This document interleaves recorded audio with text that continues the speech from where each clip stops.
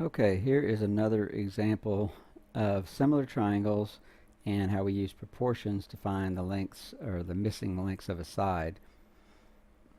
Okay, now this diagram here, you see we have similar triangles. It may not be really obvious, but if you look at this A, B, C, that's a triangle. Okay, we also have A, D, E, that's a triangle,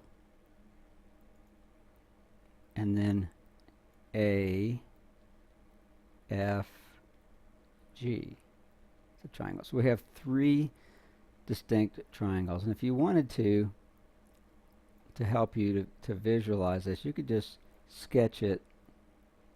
That would be your AFG.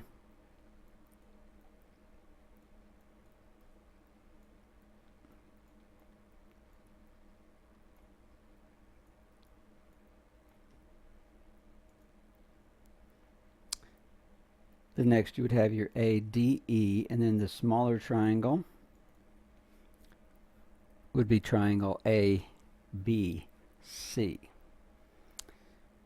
Okay, so we know that these are similar triangles, and the proof of that we're not going to worry about here. But when we know that triangles are similar, it means that their angles are the same measure, and it means their side lengths are proportional. So that means if I take this side length AB and compare it to the side length AF, that fraction right there, AB over AF,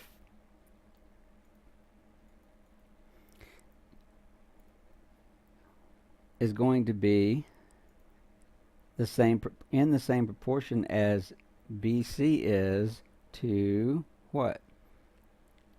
The corresponding side in the black triangle here, which is what? FG. So the missing thing that they want here is the name of that segment, and it turns out to be FG. Now there's about 6 problems on this homework that have this kind of a diagram, but they use different ratios. So as long as you have the proportions set up properly, should have no problem with this. So let's look at this again. If we take this side AB, what side does it correspond to on the black triangle? It corresponds to this AF here. If I take BC, it's going to correspond with FG. That means it's the same, it's in the same location. Okay, so as long as you have the proportions set up properly, then these won't be a problem.